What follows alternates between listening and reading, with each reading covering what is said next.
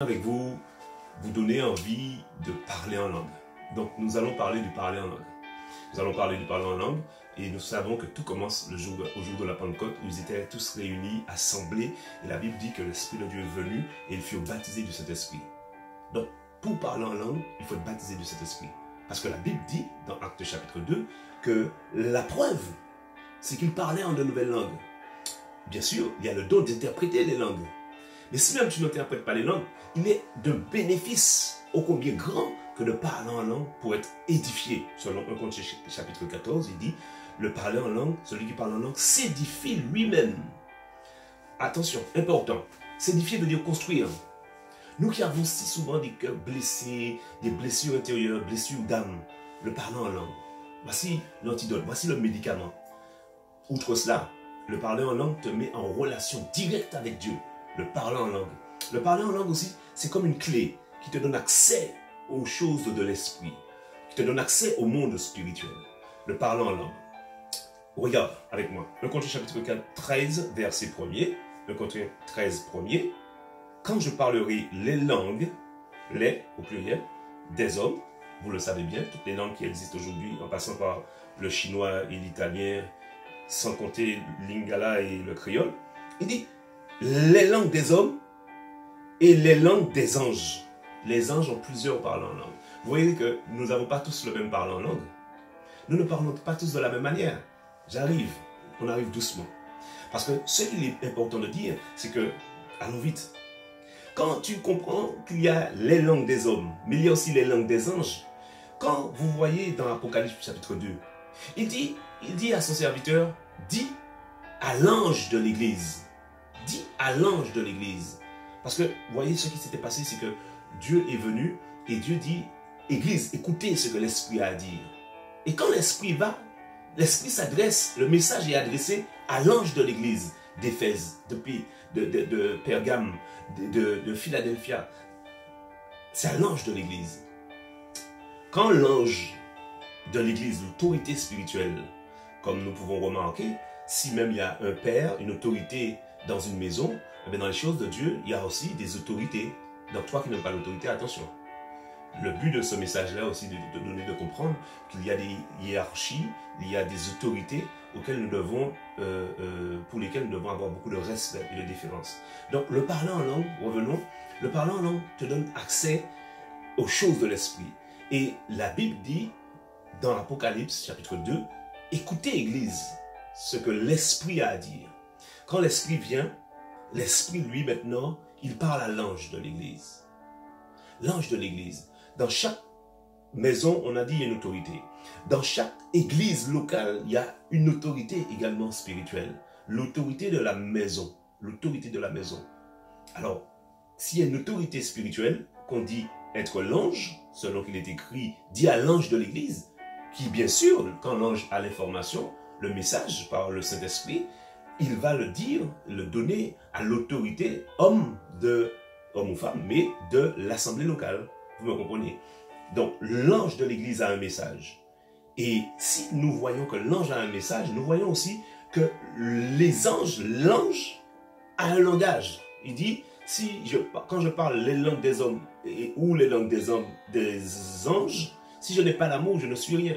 Donc, s'il y a un langage propre aux hommes, mais il y a aussi un langage et qui est les langues des anges. Donc nous comprenons que quand vous parlez en langue, vous parlez assurément la langue de l'ange de la maison. Je reprends. Quand vous parlez en langue, vous parlez le langage de l'ange de la maison.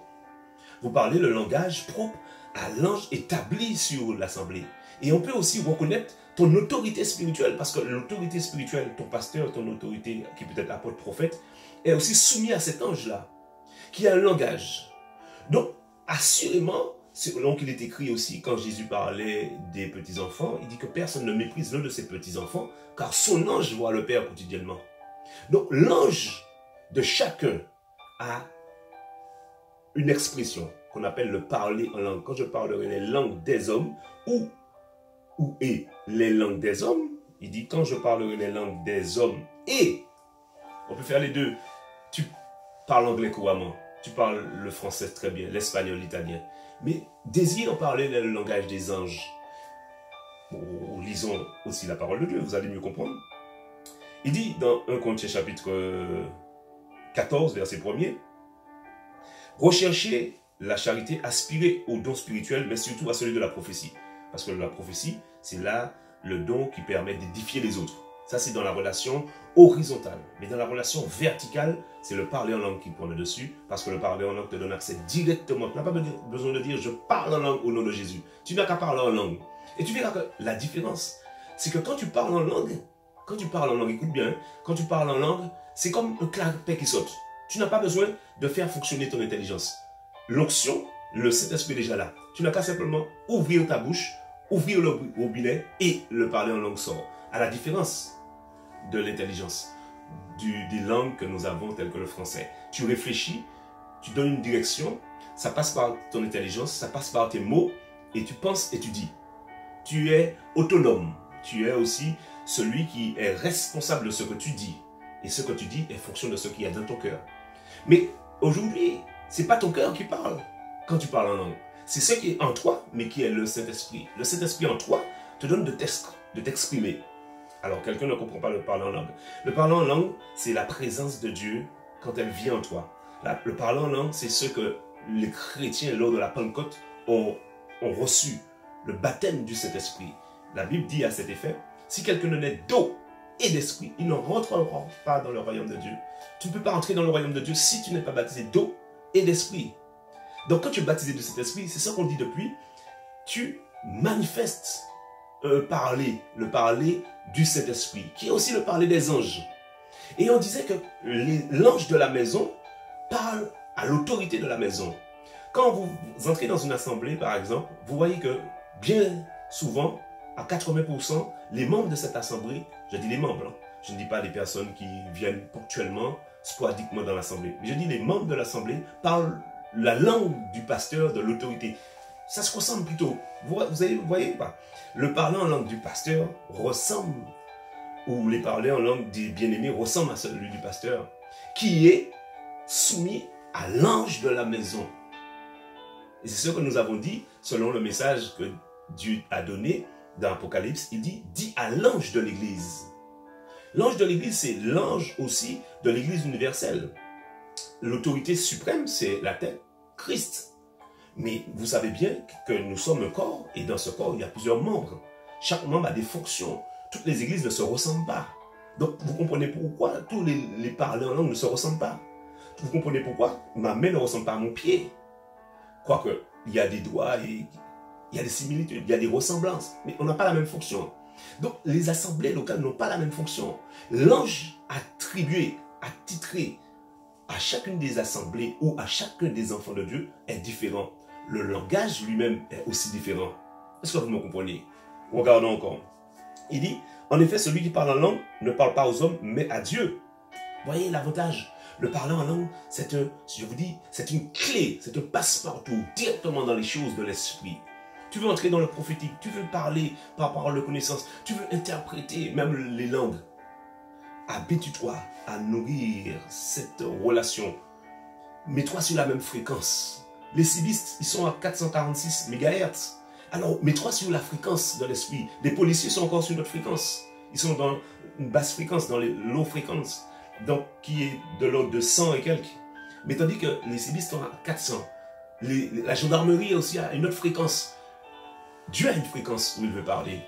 Dieu a une fréquence. On n'est pas sur la même fréquence quand on n'est que charnel. On a le langage, on parle des choses charnelles, comme il dit, il y a la sagesse d'en bas, il y a la sagesse d'en haut. Tu as l'intelligence d'en bas, tu as l'intelligence d'en haut. Mais quand tu es un enfant de Dieu, je suis en train de te dire, quand tu es un enfant de Dieu, toi, comme il dit, tu es un esprit au service de Dieu. Dieu nous a créés à son image, n'est-ce pas? Dieu est esprit. Donc tu es un esprit. Tu es un ange. Tu es comme un ange de Dieu. Tu es un être spirituel. L'être spirituel se nourrit des choses spirituelles. Tu es un être physique. Tu as un langage physique. Tu as une nourriture physique aussi. Mais je te pousse à désirer connaître ton identité. Ta vraie identité en Christ, qui est d'ordre spirituel. Donc comment tu rentres dans cette dimension? De te connaître, de parler sur la vie des autres, de révéler, de prendre en Dieu et de porter. Comme il dit, l'Esprit de Dieu prend et il révèle. L'Esprit de Dieu montre et il parle. Comment toi tu peux être son instrument si tu ne parles pas suffisamment en langue? Regarde ce qu'il dit. Mais à Dieu, celui qui parle en langue parle à Dieu, car personne ne le comprend. Et c'est en esprit. Vous voyez? C'est en esprit. Tu as un esprit et c'est en esprit. C'est une nourriture spirituelle. C'est en esprit qu'il dit des mystères, des choses cachées. Mais les choses cachées sont à Dieu. Les choses révélées sont au Fils de l'homme, selon Proverbe 25, verset 2. Donc, les choses cachées, les mystères cachés, selon qu'il est dit dans 1 Corinthiens chapitre 2, verset 10, que Dieu révèle même les choses cachées, les choses secrètes, les choses qui sont en Dieu. Selon qu'il est dit dans 1 Corinthiens 14, 12, que les secrets des cœurs de quelqu'un peut être révélés. Mais comment? Comment? On a le Saint-Esprit. Regarde encore ce qu'il dit au verset 4. Celui qui parle en langue s'édifie lui-même. Tu te construis. Les blessures, combien de blessures avons-nous? Combien de souffrances avons-nous? Combien de choses qui ne vont pas? Mais quand le Saint-Esprit vient, il est en train de te laver, te construire, t'édifier, te rendre baraqué, te rendre fort, te rendre sage, te rendre intelligent. Pas dans la chair. Ça là, pourriture, ça redevient poussière. Ça redevient poussière. Et tandis que ton esprit est toujours bien disposé. Ta chair peut être faible, selon ce que disait Jésus. La chair est faible, mais l'esprit, ton esprit est bien disposé. Ton esprit aussi doit être nourri. Combien de fois tu te nourris? Matin, midi et soir, petit déjeuner, entrée, plat, dessert. Non. Il y a pour ceux qui font selon qu'il est dit, des 4 heures, des goûters. La nuit, il y a d'autres qui se réveillent pour manger. Pourquoi ne te réveilles-tu pas? Passe temps dans sa présence. Quand tu ne sais pas ce qu'il convient de demander, il dit, l'Esprit de lui-même intercède pour nous par des soupirs inexprimables. Tu ne peux pas toujours comprendre ce que l'Esprit de Dieu veut dire et veut faire. Quand tu entres dans sa présence, on ne s'approche pas pour parler, on s'approche pour écouter. Mais quand on parle, on ne parle pas avec l'intelligence. Parce qu'on a un langage spirituel pour les choses spirituelles. Dieu est esprit. On va dans un domaine où on n'est plus physique, on n'est plus intellect. Comme il dit l'apôtre Paul, ce n'est pas par des discours persuasifs de la sagesse, mais par une démonstration d'esprit. La démonstration d'esprit. Découvre cela. Pour cela, je t'invite et je me répète, le parler en langue. Ce n'est pas, quand tu vas vouloir l'interpréter, ce ne sera pas une traduction. Tu comprends? Traduire l'anglais au français, le français à l'anglais. Non, c'est pas une traduction. C'est une interprétation. Il y a une différence. L'interprétation des langues fait partie des dons qu'il faut demander. Aujourd'hui, nous nous contentons de parler en langue. Mais combien désirent interpréter? Tu peux interpréter. Ose dire à quelqu'un, parle. Je vais t'interpréter. Voilà ce que je vois quand tu t'es mis à parler. Voilà ce que l'Esprit de Dieu m'a montré aussi. Avant même de vouloir prophétiser, parle en langue. Va prendre la révélation. Porte-nous un pain chaud. On a besoin d'une révélation. On a besoin de quelque chose de frais. On a besoin de ceux qui sortent du trône. On n'a plus besoin d'intellect. L'intellect, c'est pour, oui, construire une belle maison, faire une entreprise qui fonctionne. Les grands de ce monde, les grandes entreprises fonctionnent parce qu'il y a des hommes intellectuels. C'est intéressant, c'est important. C'est important de cultiver d'être intellectuel. Mais je parle là dans une dimension de l'esprit. Regarde encore, il dit que faire donc? Je prierai par l'esprit, mais je prierai aussi par l'intelligence. Je chanterai par l'esprit, je chanterai aussi par l'intelligence. On dit souvent que les anges, quand il y a un homme qui se repent, se réjouissent, il y a la fête. Donc, vous pensez bien que les anges, s'ils ont un langage, selon qu'il est dit les langues des hommes, mais les langues des anges, les langues des anges, donc ils font aussi des chants en langue. Chante en langue. Chante la langue des anges. Chante la langue des anges. Regarde le verset 27. Dans l'assemblée, en est-il qui parle en langue? Que 2 ou 3 parlent, chacun à son tour, et que les autres interprètent. Il parle d'interpréter. Il faut interpréter. S'il n'y a point d'interprète, qu'on se taise dans l'église et qu'on parle à Dieu soi-même. Qu'on parle à Dieu. Tu te tais? Seigneur, je me tais et je veux entendre ce que tu dis. Je veux comprendre ce que tu dis. Je veux avoir la révélation de ce qui est dit. C'est important parce qu'aujourd'hui, on est des êtres spirituels. On est des esprits au service de Dieu. Il nous a donné une forme, c'est vrai. Cette forme-là, ce corps-là a besoin d'être nourri. Mais cet esprit-là que tu es, qui t'identifie, cet esprit t'identifie le mieux Cet esprit a besoin d'être nourri. Donc quand tu te nourris de Dieu, tu te nourris par le parler en langue. Ton esprit se nourrit. Tu te nourris des choses de l'esprit. Et quand tu veux entrer dans la Shekinah, quand tu veux entrer dans pas dans le parvis ni dans le lieu saint, mais dans le lieu très saint, il te faut cette clé-là. Il te faut cette clé-là. C'est inévitable. Regardez, je vous montre encore un passage, selon qu'il était dit quand Paul est entré, tout cela pour vous donner envie et vous convaincre de parler en langue. La Bible dit que l'apôtre Paul arrive dans cette contrée, il dit, pendant qu'Apollos était à Corinthe, Paul, après avoir parcouru les hautes provinces de l'Asie, arriva à Éphèse, ayant rencontré quelques disciples, et leur dit, avez-vous reçu le Saint-Esprit quand vous avez cru? Première chose, tout commence par le Saint-Esprit, le baptême du Saint-Esprit. Écoutez la suite. Nous n'avons pas même entendu dire qu'il y eut un Saint-Esprit. Nous n'avons même pas entendu parler du Saint-Esprit. Il dit, de quel baptême avez-vous été baptisé? Il leur répondit, du baptême de Jean. Alors, Paul dit, Jean a baptisé du baptême de repentance, disant au peuple de croire en celui qui doit venir après lui, c'est-à-dire Jésus. Sur ces paroles, ils furent baptisés au nom du Seigneur Jésus-Christ. Lorsque Paul leur eut imposé les mains, le Saint-Esprit vint sur eux et ils parlèrent en langue et prophétisèrent.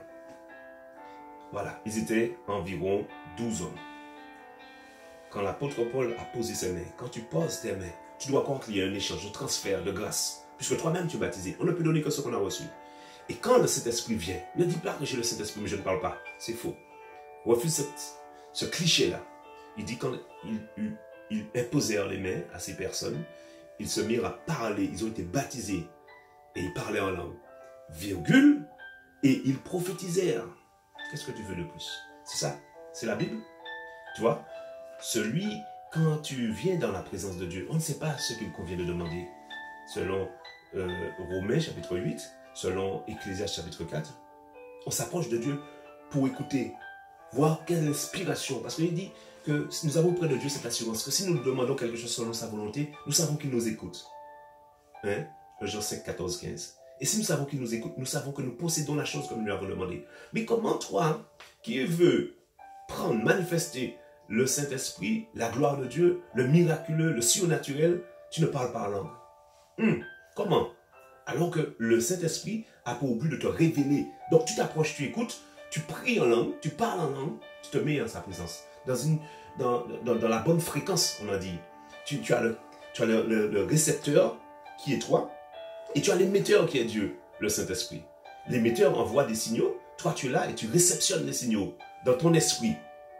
Dans ton esprit. Et quand dans ton esprit tu commences à voir, tu commences à demander sur la base même de ce que tu as vu. Vous voyez, même dans les demandes, même dans les prières, tout passe et tout commence par le Saint-Esprit, en passant par le parler en langue. Ça commence par le Saint-Esprit, ça passe par le parler en langue, et là tu rentres avec cette clé, le parler en langue, dans la révélation, du monde de la révélation. Que Dieu te bénisse. Je vais simplement prier que l'Éternel, Dieu puissant, le Dieu merveilleux, de qui nous avons parlé, qui nous a donné Jésus, et quand Jésus s'en est allé, il a dit, je m'en vais, mais je vous laisse un comme moi, le Saint-Esprit. Il est plus avantageux, parce que l'Esprit de Dieu peut être en toi, en moi et en tous, et partout sur toute la planète, la terre, nous pouvons le manifester. C'est alors que je prie que là où tu es, alors que tu as entendu ce message, tu veux manifester la vie divine, la vie surnaturelle, la vie Zoé, la vie glorieuse en Christ, pour toi, mais aussi pour tous ceux qui t'environnent. Alors que tu seras là, on sentira Dieu, on verra Dieu, Dieu sera manifesté. De même qu'il est manifesté par le parler en langue, tu libéreras des messages, des oracles de Dieu, des choses puissantes que Dieu t'aura montrées. C'est alors que aussi, quand tu prieras pour toi, pour tes besoins, Dieu te révélera la manière même de prier. Comme selon qu'il est dit dans Jacques chapitre 4, vous demandez mal. Mais comment demander bien alors? Quand tu prieras en langue, tu pourras demander bien et tu parleras de manière glorieuse devant le Père. Et là, il t'exaucera au nom de Jésus. C'est ma prière pour toi, que tu sois baptisé de cet esprit. Prie et demande à Dieu de vivre, d'habiter en toi par son esprit. Et c'est alors que quand il viendra, tu seras baptisé. Soit on te pose les mains, soit il te touchera. Mais quand il te touchera, assurément, tu parleras en de nouvelles langues. Tu chanteras en langue et tu pourras même interpréter la langue. Tu prophétiseras. Sois ainsi béni. C'est là ma prédication pour t'impacter, te mener dans une autre dimension de la révélation. Au nom puissant de Jésus. Amen. Soyez bénis.